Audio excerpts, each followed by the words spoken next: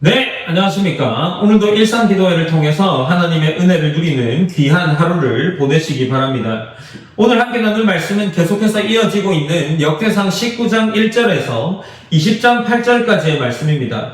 이 말씀을 통해서 오늘 하루도 하나님과 더 가까워지는 귀한 시간이 되시기를 원합니다. 본문은 다윗 왕의 군사 원정에 대한 내용이라고 할 수 있습니다. 이스라엘이 제국으로 성장하는 동안 하나님의 언약이 성취되어져 가는 과정을 보여주는 본문입니다. 특별히 이 본문은 두 단락으로 나누어지는데 먼저 기록되어 있는 19장 1절에서 20장 3절까지는 암몬과의 세 번의 전쟁을 기록하고 있습니다. 그리고 둘째 단락에서는 20장 4절에서 8절까지에 해당하는 기록인데 여기서는 블레셋과의 전쟁을 기록하고 있습니다. 이제 본문을 함께 살펴봅시다.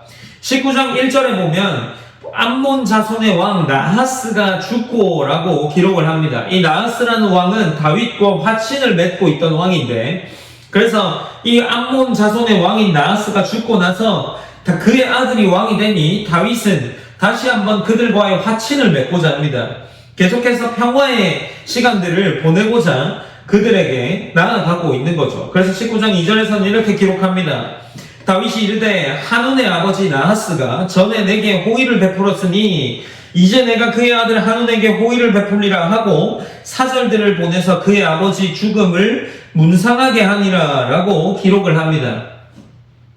계속해서 앞서 말한 대로 화친을 맺고자 한 거죠. 그런데 다윗에게 있었던 이 화친을 맺고자 하는 마음이 그들에게 잘 전달되지 않았는지 암몬 자손들은 그것에 반대하면서 전쟁을 일으킵니다. 특별히 이 전쟁을 일으키는 이 발단이 되는 것이 무엇이냐 하면 다윗이 보내었던 이 사절들을 모욕을 주는 행동을 합니다. 특별히 4절에서는 이렇게 기록하는데 한운이 이에 다윗의 신하들을 잡아 그들의 수염을 깎고 그 의복을 볼기 중간까지 자르고 돌려보내매 라고 기록합니다. 그리고 5절에서는 그들이 겪은 감정에 대해서 기록하는데 어떤 사람이 다윗에게 가서 그 사람들이 당한 일을 말하니라 그 사람들이 심히 부끄러워하므로 다윗이 그들에게 맞으러 보내 왕이 이르기를 너희는 수염이 자라기까지 여리고에 머물다가 돌아오라 하니라 라고 기록을 합니다. 그러면서 다윗에게는 이것이 전쟁을 일으키는 발단이 되는 거죠. 이제 이 암몬 자손은 왜 전쟁을 일으켰을까요? 아마도 이 다윗이 암몬 지역 남부에 있는 모압과 에돔을 진압함으로 말미암아 자기들과 전쟁을 할 것이라고 생각을 한 거죠. 그래서 다윗이 보낸 이 사절단이 사절로서 화친을 맺으러 온 사람들이 아니라 그들을 영탐하러 온 영탐꾼으로 짐작을 하게 된 겁니다. 그래서 지금 이 나하스의 아들 한운이 그들에게 모욕을 주고 전쟁을 일으키고자 한 겁니다. 이제 암몬인들은 이러한 일을 벌인 후에 전쟁을 준비해서 전쟁을 위해 이스라엘로 나아갑니다. 다윗은 이러한 소식으로 인해서 요압과 군대를 보내어서 이 암몬인들을 맞서게 하죠. 여기서 요압과 그의 아우 아비새가 포위를 당하는 장면이 기록되어 있습니다. 그러나 전쟁을 승리로 이끌죠. 특별히 이 승리로 이끄는 전쟁 가운데에 12절, 13절에서는 암몬을 맞서던 요압과 아비새의 대화가 기록되어 있습니다. 특별히 요압이 아비새에게 말하는 장면인데 12절에서는 이렇게 기록합니다. 만일 아람 사람이 나보다 강하면 내가 나를 돕고 만일 암몬 자손이 너보다 강하면 내가 너를 도우리라 라고 기록을 합니다. 특별히 이 12절에서는 주목할 만한 단어가 없는 것처럼 보이지만 돕다라는 단어를 주목해 볼 수 있습니다. 이 돕다는 구원하다라고 쓰일 때 쓰는 단어와 동일하게 쓰이는 단어입니다. 그러니 이 표현들을 볼 때 하나님의 도우심을 암시하게 하는 단어라고 할 수 있는 거죠. 그리고 13절에서는 조금 더 직접적으로 그들이 하고자 하는 일에 대한 명확한 목적을 이야기하는데 너는 힘을 내라. 우리가 우리 백성과 우리 하나님의 성읍들을 위하여 힘을 내자. 내가 여호와께서 선이 이끄시는 대로 행하시기를 원하노라 라고 기록을 하고 있는 겁니다. 그러니까 이제 이 요압과 아비새의 전쟁을 하는 목적과 정체성을 굉장히 분명하게 드러내고 있는 거죠. 요압은 전쟁을 승리로 이끌고 적은 퇴각을 합니다. 그렇게 첫 번째 전쟁이 마무리되고 이제 16절에서 19절에는 이 암몬 자손을 포함한 아람 지역을 평정한 기록이라고 할 수 있는데 아람인 연합이 패배하게 됩니다.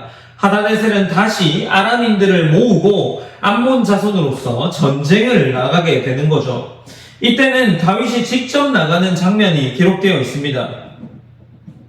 이제 다윗이 직접 나가서 17절에서는 이렇게 기록합니다. 어떤 사람이 다윗에게 전함에 다윗이 온 이스라엘을 모으고 요단을 건너 아람 사람에게 이르러 그들을 향하여 진을 치니라. 다윗이 아람 사람을 향하여 진을 치매 그들이 다윗과 맞서 싸우더니 18절입니다. 아람 사람이 이스라엘 앞에서 도망한지라. 다윗이 아람 병거 7,000대의 군사와 보병 4만 명을 죽이고 또 군대 지휘관 소박을 죽이매 19절에서는 하다데셀의 부하들이 자기가 이스라엘 앞에서 패하였음을 보고 다윗과 더불어 화친을 하여 섬기고 그 후로는 아람 사람이 암몬 자손을 덮기를 원하지 아니하였더라 라고 기록을 합니다. 그러니까 이 16절에서 19절은 암몬 자손을 도운 아람 자손의 패배라고 할 수 있는 거죠. 이제 이들은 다시금 암몬 자손을 돕지 않기로 하고 화친을 맺습니다. 다윗이 직접적으로 나아가서 전쟁을 이끌고 승리를 하게 되는 거죠. 그래서 이제 이 아람 자손들은 더 이상 암몬 자손을 돕지 않습니다. 그리고 나서 20장 1절에서 3절까지는 다시 한번 전쟁이 기록되어 있는데 이 전쟁은 암몬 자손이 결국에 이 다윗에게 속국이 되는 그러한 기록이라고 할 수 있습니다. 다윗은 예루살렘에 머물러 있었고 요압이 나아가서 암몬 땅을 격파하고 이제 이 암몬 땅은 다윗의 속국으로 남게 됩니다. 이제 다윗의 정복 전쟁은 20장 4절에서 8절까지로 이어지면서 연결되는데 이 본문은 특별히 블레셋과의 전투를 다루고 있습니다. 블레셋과의 전투 중에서 세 전투를 다루는데 첫 번째는 게셀이라는 지역에서의 전투와 두 번째, 세 번째는 가드라는 지역에서의 전투를 다룹니다. 모두 다 특별히 블레셋 거인들을 죽인 세 사건에 주목하고 있습니다. 블레셋 거인들을 죽였다는 기록들을 해나가면서 이 블레셋의 패배들을 기록하는데 이 블레셋 패배에 대한 기록은 결국에 열방의 패배를 기록하는 것입니다. 이제 다윗은 이 열방들을 점령하고 하나님을 예배하게 됩니다. 우리는 이쯤에서 다시 한번 이 역대상의 기록을 생각해 볼 수 있는데 17장 10절에서는 이렇게 기록하고 있습니다. 다윗 언약을 맺던 시기에 맺고 있을 때의 기록인데 17장 10절입니다. 전에 내가 사사에게 명령하여 내 백성 이스라엘을 다스리던 때와 같이 아니하게 하고 또 내 모든 대적으로 내게 복종하게 하리라 라고 기록합니다. 또 내 모든 대적으로 내게 복종하게 하리라 라고 이야기를 하는 이 하나님의 말씀을 이 다윗이 경험해 나가고 있는 겁니다. 그러니 다윗에게는 이제 말씀의 성취를 경험하게 되는 거죠. 우리가 오늘 본문을 통해서 다윗이 하나님의 언약들을 성취해 나가는 과정들을 보게 됩니다. 우리 특별히 이 본문 속에서 어떻게 크게 보면 다윗이 언약의 성취를 경험하는 것으로 보일 수 있지만 우리는 오늘 본문을 통해서 특별히 한 본문을 주목하면서 기도하기를 원합니다. 특별히 요압과 아비새의 대화 속에서 드러나는 그들의 요청과 바램에 주목하기를 원합니다. 우리가 삶 속에서 드리는 모든 요청과 바램이 하나님을 향해 있기를 기도합시다. 특별히 우리가 함께 나누던 말씀 중에 이 요압과 아비새의 요청에 무엇이 있었습니까? 13절에서 서로를 격려합니다. 너는 힘을 내라. 우리가 우리 백성과 우리 하나님의 성읍들을 위하여 힘을 내자. 여호와께서 선히 여기시는 대로 행하시기를 원하노라 라고 기록합니다. 이것처럼 우리의 삶 속에서 이 그들의 대화 속에서 드러나는 이 대화의 모습처럼 우리가 우리의 삶의 모든 요청들이 하나님을 향해 있기를 원합니다. 그리고 우리의 삶의 모든 바람들이 하나님을 향해 있기를 원합니다. 우리가 그렇게 나아갈 수 있기를 원합니다. 그리고 또한 두 번째로 약속의 신실한 하나님임을 기억하면서 그러한 약속의 신실한 하나님이 이 언약을 성취하는 것을 기억하여서 우리의 삶 속에서 하나님을 기억하는 삶을 살아내길 원합니다. 크게는 우리가 구원에 이를 수 있는 큰 약속을 받았고, 작게는 우리 개인의 비전과 우리 개인의 삶 속에서 하나님이 이루시고자 하는 것들에 대한 약속들을 받았으리라 짐작합니다. 하나님이 그 약속을 성취하는 하나님임을 알고 우리가 삶 속에서 하나님의 약속을 기억하기를 또한 기도합시다. 첫 번째로는 모든 요청과 바람이 하나님을 향하기를 기도하시고, 두 번째로는 약속의 신실한 하나님임을 기억하는 그러한 귀한 하루가 되기를 원합니다. 제가 기도함으로 일상 기도회를 마무리하겠습니다. 사랑의 하나님 감사합니다. 하나님 오늘 본문이 이스라엘이 다윗 왕이 이방인들의 민족들을 정벌해 나가는 과정들을 통해 하나님의 언약을 성취하는 경험을 하게 됩니다.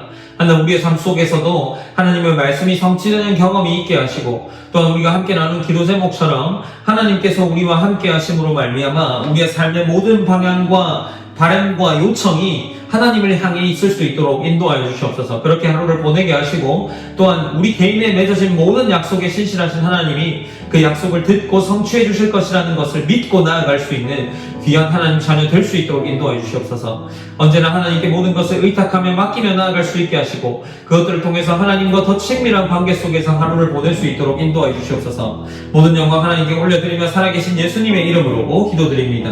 아멘.